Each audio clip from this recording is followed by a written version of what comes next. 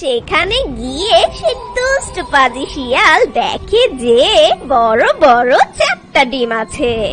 এই দেখে দুষ্ট পাজি শিয়াল খুব খুশি হয়ে বলে, ওরে বাবা রে, এত বড় বড় ডিম, এগুলো কার ডিম?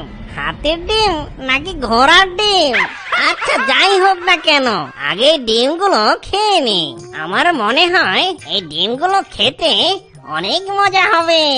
হাট্টিমা টিম টিম, আহা মজা মজা ডিম, হাট্টিমা টিম টিম, আমি খাবো এই ডিম। আরে হলুদ সবুজ কালো লাল, আজকে আমি মালামাল। তখন সেই মোরগ আর মুরগি পাশে থাকা গাছের উপরে দাঁড়িয়ে দেখছিল। তখন মোরগকে মুরগি বলে, ওই দেখো শিয়ালটা আবার চলে এসেছে। এই আওয়াজ করো না, চুপচাপ দেখে যাও।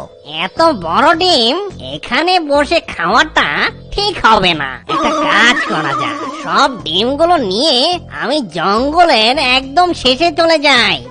এরপর সেই দুষ্ট পাজি শিয়াল সেই 4টা ডিমকে শিয়াল ঝুড়িতে করে নিয়ে জঙ্গলের ভিতরে চলে যায়। আর সে একটি ঝোপের আড়ালে বসে পড়ে। তখনই গডজিলা সেখানে চলে আসে। আর গডজিলাটা তার গুহায় এসে তার নিজের ডিমগুলো খুঁজে পায় না। তখন বলে, কার এত বড় সাহস যে আমার ডিমগুলো নিয়ে যায়? জঙ্গলের যেথায় থাকুক না কেন, ওকে আমি খুঁজে বের করব।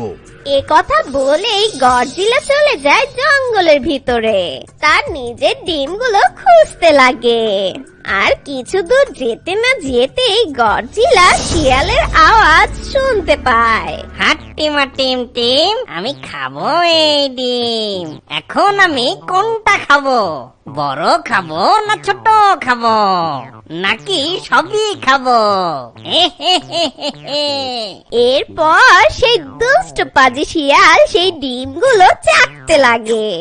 আর ঠিক তখনই গডজিলা সেই দুষ্ট পাজি শিয়ালের পিছনে এসে দাঁড়িয়ে বলে, এই শিয়াল, আরে কে রে, আমার খাবার সময় ডিস্টার্ব করতে